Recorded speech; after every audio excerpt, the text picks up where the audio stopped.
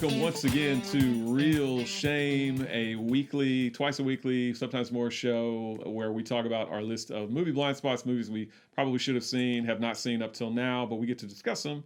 Sometimes watch them for the first time, sometimes watch them for the millionth time, who knows. But my name's Andy. And I'm Adam. Last time we were talking about kind of an incarceration. Again, I hesitate to call it a prison movie, but this one is today, well, last time it was The Great Escape. This time, we're talking about another movie where somebody is stuck in an internment camp. This time, he's just a little boy. It is... Empire of the Sun. And Empire of the Sun, you've not seen. I've seen part of it. But you've never seen it all the way through. I've never seen it all the way through. They showed it to us in high school. Oh. Okay. Or like in middle school when we were talking about World War II. They showed us some scenes from it. I can understand why they didn't show us the whole movie now. Oh, okay. But yeah, it's also a movie I don't think I've seen the full thing of. Yeah. So, well, I have seen it once. Well, I saw it before in the theaters when it came out, actually. Yes, a long time ago. And then I think I may have seen it because I want to say we owned it on VHS. I think I saw it one more time after that. So anyway, but I digress here.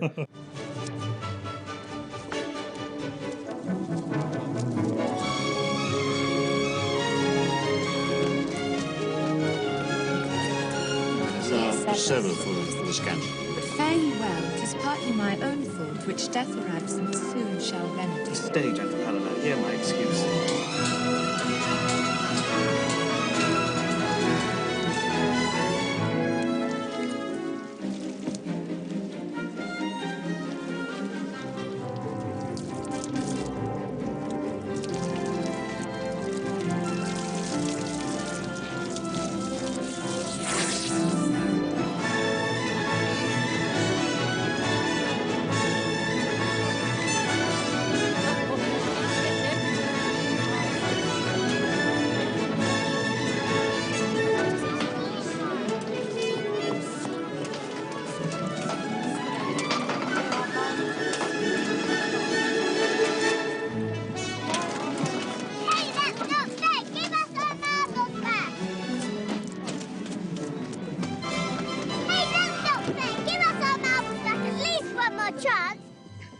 Mrs. Phillips!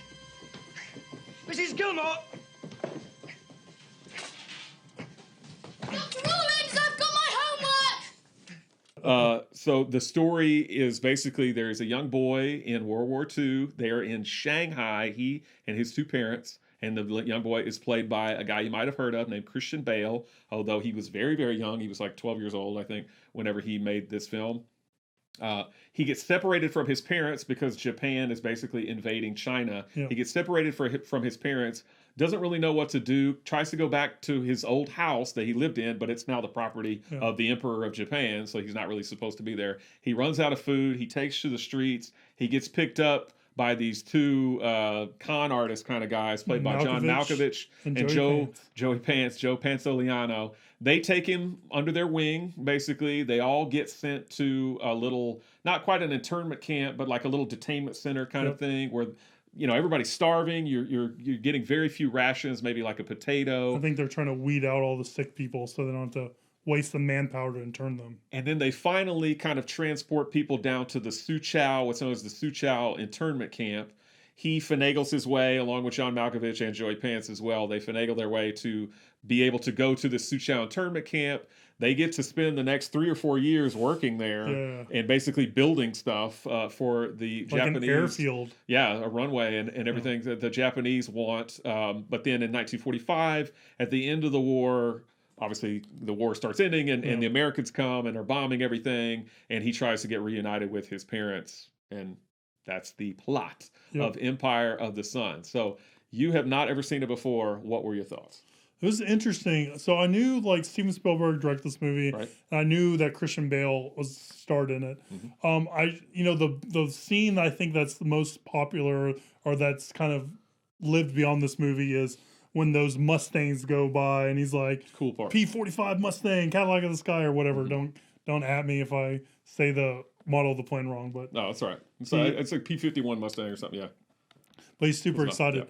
The movie's a lot darker than I remember, like really depressing. Yeah. Definitely. But I thought the movie was good. I think also this movie is long.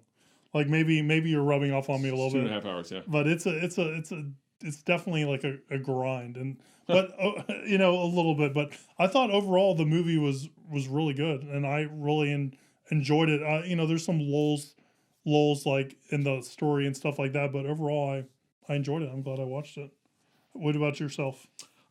So when I saw this movie back in the 80s when it came out, I remember I went with my father to go see a movie at the theater, and I wanted to go see something else. I don't remember what else was out at the time, but I had never heard of Empire of the Sun, and it was some drama movie that adults watch, right? Yeah. I didn't want to watch it. I was a kid. So I wanted to watch something else, and my dad said, no, we're going to go see Empire of the Sun.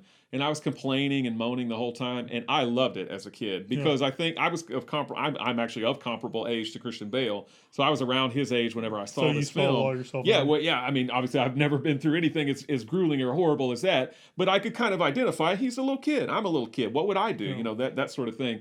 And I also feel like when you watch movies, especially as a child, you haven't seen a lot of movies at that point. So you don't know. It might be cliche to some older guy or older woman. It's not cliche to you because you've never seen it before. So maybe there was things in this movie where I was tense and I shouldn't have been because obviously he's going to get away or obviously this is going to happen. But I didn't know that as a kid. You know, I mean, I was like, you know, I'm kind of clueless, right? I'm like, what's going to happen here? Well, so a lot of bad things do happen to him. Yeah, and there, you know, there's some near misses and things, but I felt like I enjoyed it really, really a whole lot. Because I remember when we left the theater, I was so happy that he had taken me to see this movie. And before we saw the movie, I was so pissed. You know, I was like, oh, I want to go see whatever. I saw this movie, like I said, I think maybe one more time, but just a few years after that. So I was still pretty young on VHS. So I haven't seen it for, 30 years or something. I still like the movie a lot, and I feel like it's kind of a little gem in Spielberg's career that doesn't really get talked about. 100%. I was thinking the exact same thing when you were talking about this. 100% agree with that. And it's unfortunate because this movie, not only is it kind of snubbed when people talk about Spielberg's filmography, and obviously he's done a lot of movies and he's done a lot of diverse projects. So it's easy for things to kind of get lost in the cracks. But I feel like Empire of the Sun is one of these movies that is unfairly kind of lost in the cracks. So I feel like it should be talked about more. I was interested to read. It actually did get nominations at the Academy Awards. It got 6 nominations, but it got nominations for all technical stuff. Spielberg did not get nominated. It did not get nominated for Best Picture. Christian Bale didn't get any kind of nomination. Nobody got anything like that. It was all for like effects and sound. Yeah. It got no wins. It won nothing. So it was really, I think it's kind of unfairly passed over. And it doesn't feel like a Spielberg movie. Really? Like it is obviously directed, and like you said, and when I'm thinking about that, and what I'm saying is, he is such a diverse filmmaker, right? Yes. Because he's done, crowd pleasers, blockbusters, Jaws, Jurassic Park. He's done, Color Purple. Color Purple. He's done, what was the World War II movie he directed? Saving Private Ryan. Saving Private Ryan. I mean, he's done a variety of movies, but to me, this didn't feel like a Spielberg movie, and maybe that's because I think it was David Lean was the person that was kind of that produced it and was the person originally set to direct it. But I 100% agree with you. I could pick nits with it, but I think it's one of his better movies, Spielberg's better movies. For sure. I still enjoy it a great deal. I don't think I quite enjoy it quite as much as I did looking at it through the eyes of an 11 or 12-year-old, whatever I was when I saw it. I don't find it as moving as maybe I feel like Spielberg wants me to be. And again, maybe that's just the jaded cynic in me now that I'm older. And I hate that, because I want to be like more moved by the story than I am. Don't get me wrong, I'm not heartless. I mean, when I watch the film, the things that he has to go through, and I can't imagine having to be separated at such a young age from your parents and living this upper class, because they're living in Shanghai, but they're basically living like upper class British citizens. And so he's used to this life of wealth and privilege. And so he has to learn to eat stuff with weevils in it and just disgusting things and forage for himself. And he doesn't know how to do any of these things. So the things that he has to go through, and not just him, everybody in the movie, they're starving, they're dying. It's a horrible, horrible way to live. So it's not like I'm not moved by that or it doesn't affect me whatsoever. But I feel like the story should have like tugged at my heart a little bit more as far as the separation from his parents. Don't get me wrong. And watching it, I still was like, oh, this is awful. But I don't think I was as kind of moved maybe as Spielberg kind of, would like. Yeah, I felt bad for him, but I never felt like sad. Like I never felt that emotion, but I felt bad for him. Like I empathized with the character and I can understand all the stuff he went through, but I never felt those myself. Like some movies, you feel that internally, you know. Yeah. But I totally agree with you. I think it's hilarious how his character's name is Jamie. They call him Jim, Shanghai Jim in the movie. Shanghai Jim. But I think it's funny how he's like a little asshole. Yes. And I don't know if he caught it, but the plane he like kind of sets on fire that he's running around the pool with is not his plane. It's the lady Alma, I think is her name. His nanny is taking care of him. Oh, that's her plane. It sounded like it because like I was watching it with the subtitles and stuff, and she was just like, "Oh, that's not yours." She said something like, "That's not yours" or whatever. Oh, when he's playing I with didn't it. even notice that. But I think it's hilarious when she's. Yeah, she ends up slapping him in the movie. And it's at moments like that where I wanted him to go, "You want me to trash your face? You want to trash your face? Want me to punch out your lights? It's fucking distracting, you slapping me." Oh, yeah. It's interesting, too, that there's two things that I found really interesting about this movie. One is that the prescript, the essay, the words leading into the movie are narrated. Mm-hmm. Which is not something I normally have seen or I don't remember seeing. It's not very popular. And the other thing is I don't know, it's the copy I was watching or whatever, but the Japanese soldiers, none of them are subtitled. No, they're not subtitled. And Kirby actually went in and like Googled like some of the stuff he's saying, because Christian Bale's character, Jamie, actually speaks to the sergeant. And it's like, I think that would have benefited me as an audience member more if I knew what he said. I think that was. I want to say that was an intentional choice by Spielberg to put you in his shoes. Yeah. Or, well, of course, he does it eventually. Like you said, he ends up speaking fluent Japanese, but at least initially in the movie, he doesn't know what anybody's saying because he doesn't speak Japanese, and I think he wanted you to feel that as well. But as far as I know, I don't think there are subtitles for what they're saying. Yeah. I don't think that was a mistake, in other words, because I also watched it with the subtitles, and they never had any for the Japanese language. So this is very interesting. Those two choices.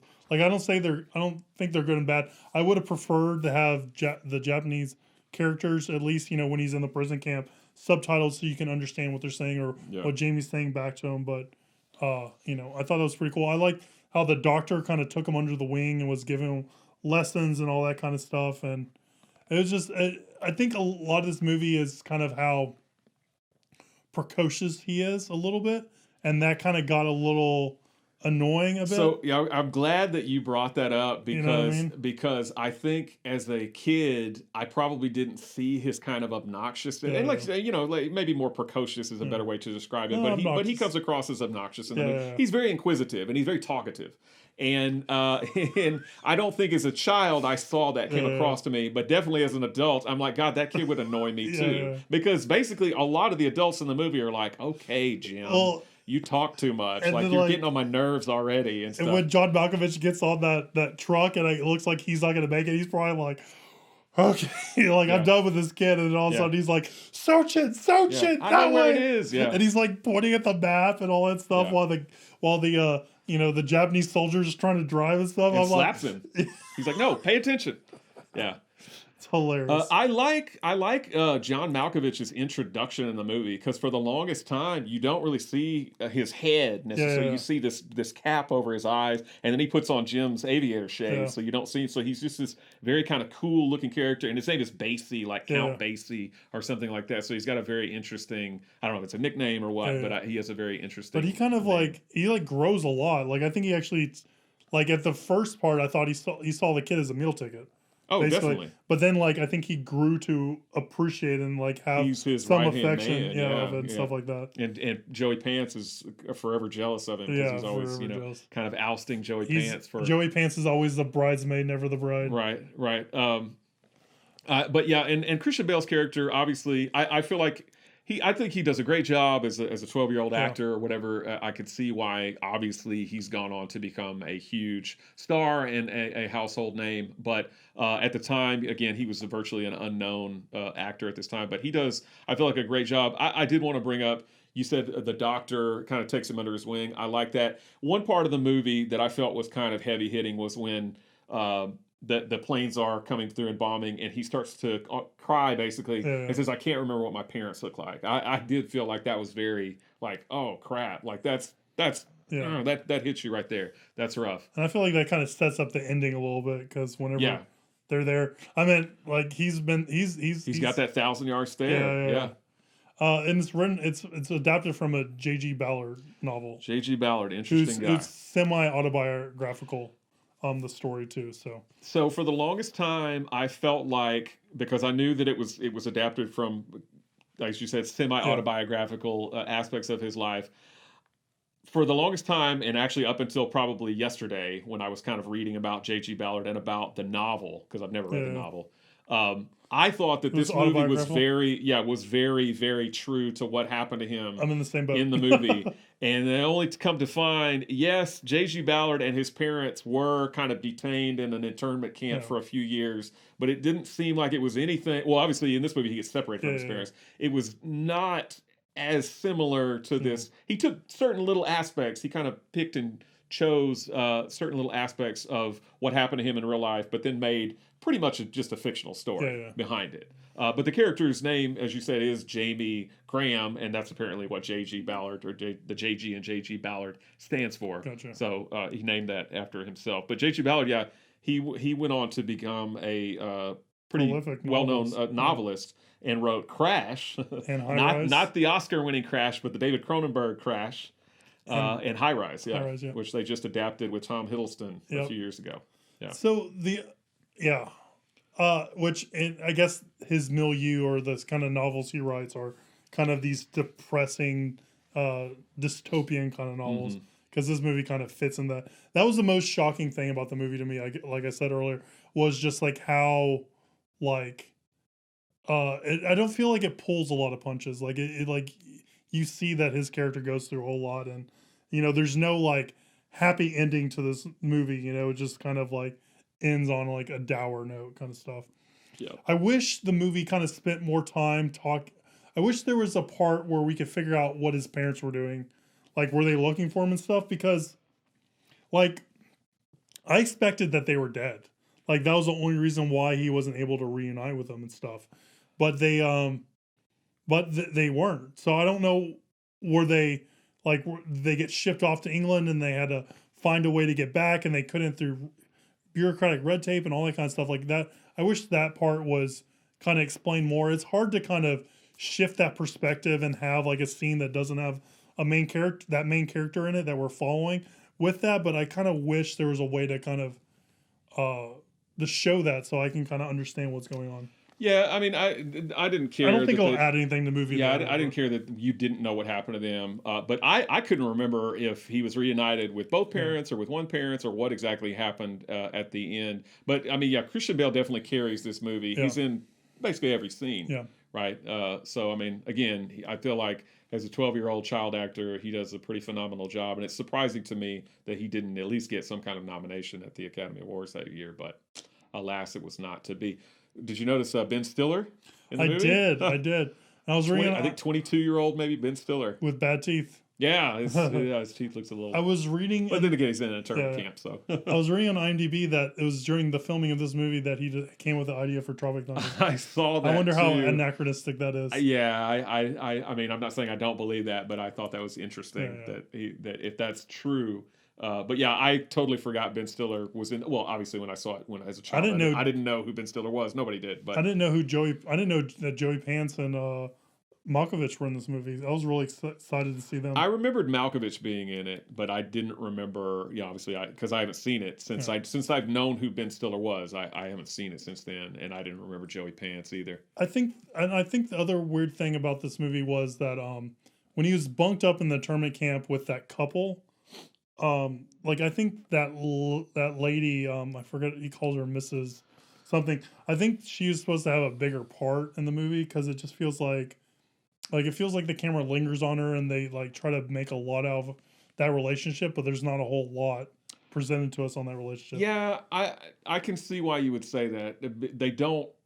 More than anything, the times that she does interact with him, she just seems more annoyed with him. But then she does die in his presence. Yeah. And I thought that was an interesting scene, because it's right when he sees the bombing of Nagasaki that he sees. I didn't know if it was Hiroshima or Nagasaki, but apparently I looked it up. It's the bombing of Nagasaki. He can see it even though it's hundreds of miles away. He can see the bright flash in the sky, and he, as he says in the movie, he believes that was her soul going up to heaven, which I thought was kind of an interesting visual and idea behind it. But yeah, I could see why you would say, because it does seem like there should be some more of a story with her, and she's incidentally played by Miranda Richardson, who I don't know how well known she was at that time, but she's gone on to do a lot more kind of stuff, and is a much bigger actress, I think, than she was at the time.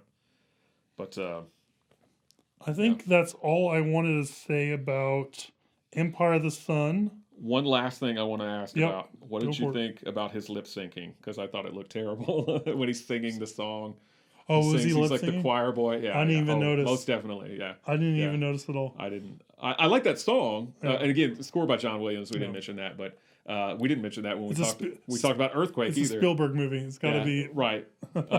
Yeah, but yeah, John Williams obviously did the score because he does all the Spielberg stuff. But I like that song that he sings, but I didn't notice that he was ad-libbing it, but lip singing. But lip singing. That's just me. I don't know.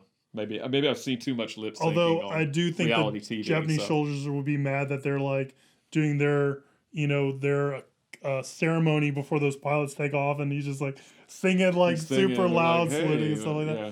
I think in the movie he's supposed to like get like a little bit of a Stockholm syndrome and start feeling for the Japanese soldiers. He looks up to pilots, right? Yeah. So definitely. Even though Japan is the enemy, those are his heroes because they're pilots. So yeah, I think he sees nothing wrong with it. And once he becomes fluent in Japanese, he goes over and he smashes the windows in front of the one guy because he's beating the hell out of the doctor. Sergeant Nagata. But I think that, he's not doing that because he's so in love with what the Japanese are doing. He's trying to save this guy's skin. And in reward, he gets those fancy shoes. Those nice little shoes. So that was the scene that Kirby looked up what he was saying, and apparently he was saying, like, Sergeant Nagata, we are friends.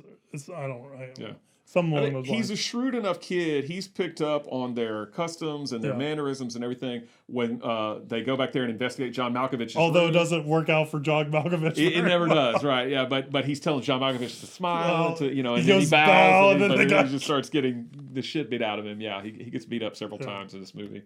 But I don't know. But as I mentioned, it got 6 nominations, no Academy Awards. But that year, the Academy Awards was steamrolled by another movie that takes place in China called The Last Emperor. That one was nominated for 9 Academy Awards and won all 9. The Last Emperor of the Sun. Last Emperor and won Best Picture that year. So Empire of the Sun didn't really have much of a chance because Last Emperor was the Titanic of that year, basically. Gotcha. It just pulverized all its opponents. So. All right. Alrighty. So we wrapped up with Empire of the Sun. We both enjoyed it. We both think it's a underrated, under-talked about Spielberg movie. So if you haven't seen Empire of the Sun, do yourself a favor and watch it. I watched it on Hulu, so it's pretty easy to get. And one other thing before I get on to the viewer question, I feel like Spielberg did like a dry run for this movie when he did 1941, which I've never seen, but I hear it's not great. It's not good, and it's not very funny, and it also goes on forever. It's a blight in Spielberg's career. I think even he would like to disown it. But very totally, obviously, it's a comedy, so it's very totally different than Empire of the Sun. He did Schindler's List. He did Bridge of Spies. So he did a bunch of really good, like you said, Saving Private Ryan. Right. So. All right, so we talked about Great Escape. We talked about Empire of the Sun. Those are both movies that are incarceration. Somebody is incarcerated against their will. So the viewer question that we have received this week is right along the lines of incarceration, prison, and the question is, if you have one, what is your favorite prison or incarceration? They don't have to be strictly in a prison. Incarceration, prison movie. Yeah. What do you think? So 2 jump to mind on this for me. One is Tango and Cash. Great. Kurt Russell, Stallone. They're getting foobarred in a prison. Which that was the movie that taught me foobar. So, love Tango and Cash. It's a movie I revisit pretty frequently. I've seen it over a handful of times. Every couple of years I'll put it on, and I love it. Big Kurt Russell fan. Stallone does great. I think Stallone's kind of playing against type a little bit because he's, but great movie. Yeah, it's very fun. I love it too. And another movie that I really like is it was called by he was a podcaster for Film Spotting SVU. Can't think of his name right now, but he called it Space Jail, but it's actually called Lockout with Guy Pearce. It's a I think it's either Luc Besson directed or Luc Besson produced movie, but it's basically Escape from LA, Escape from New York, but in space, and it's a fun movie. Yeah, I think. I mean, I haven't seen it, but I know you talk about it. Guy Pearce has a lot of fun in it. He kind of has a lot of swagger in the movie, and those two are probably my favorite kind of incarcerated prison movies. What about yourself? I wrote down a bunch of stuff, not because these are all my favorites or anything like that, but I just thought I could throw those out here and we could discuss them. You already mentioned Lockout. You already mentioned Tango and Cash. And you said Lockout is kind of like Escape from New York, Escape from LA. I didn't even think about it, but yeah, Escape from New York. New York is basically a prison island. Yeah. So yeah, that's definitely one that's high on my list because Snake Plissken is like the coolest dude, played by Kurt Russell. They're the obvious kind of, not only are they beloved by critics, but they're beloved usually by audiences, and that would be like The Green Mile, definitely The Shawshank Redemption. Which, Shawshank Redemption is a great film. Green Mile is a great film, I thought.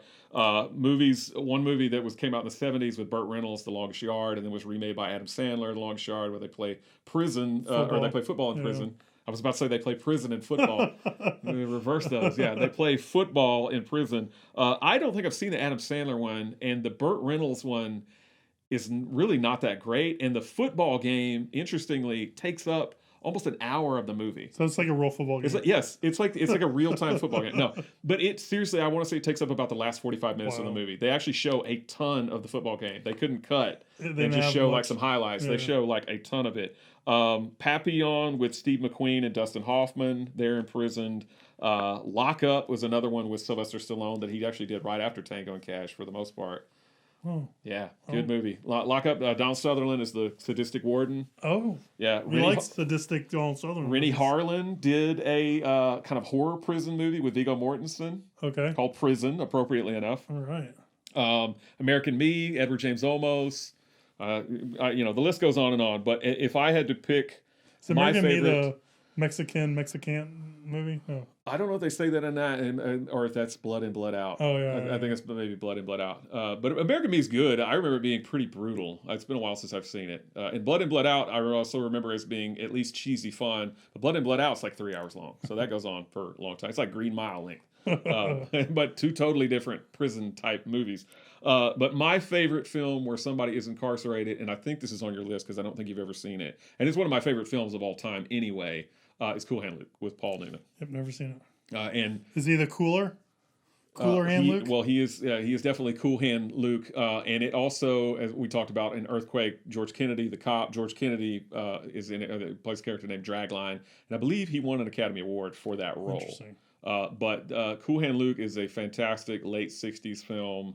I've seen it numerous times. I've showed it to many people. It's a film that's very near and dear to my heart. It's kind of bleak and kind of despairing, I guess. But Cool Hand Luke is definitely an anti-hero kind of character in the movie. He doesn't really want to have anything to do with anybody else. But it's a really, really solid, great prison movie. They're actually in a chain gang, so it's not really prison like Supermax or anything like that. Like Escape Plan is another one that came to mind. Life with Eddie Murphy. Life, yeah. And you say chain gang. I like that one, yeah. And then there's Oh Brother Where Art Thou, I guess would be another combo.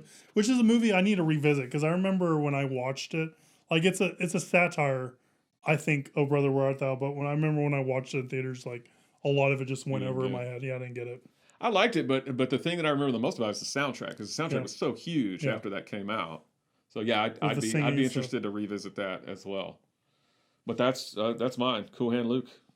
That's it. That's me too. So if you have a favorite prison movie that we didn't say, shoot us an email at Real Shame. That's where you can also send a viewer question that you want us to answer on air, like we've been doing. Follow us on Instagram at Real Shame, and if you like what we do, send it to your friend, like and subscribe, and do all that kind of stuff. And we'll see you next time with another movie review. Thanks, guys.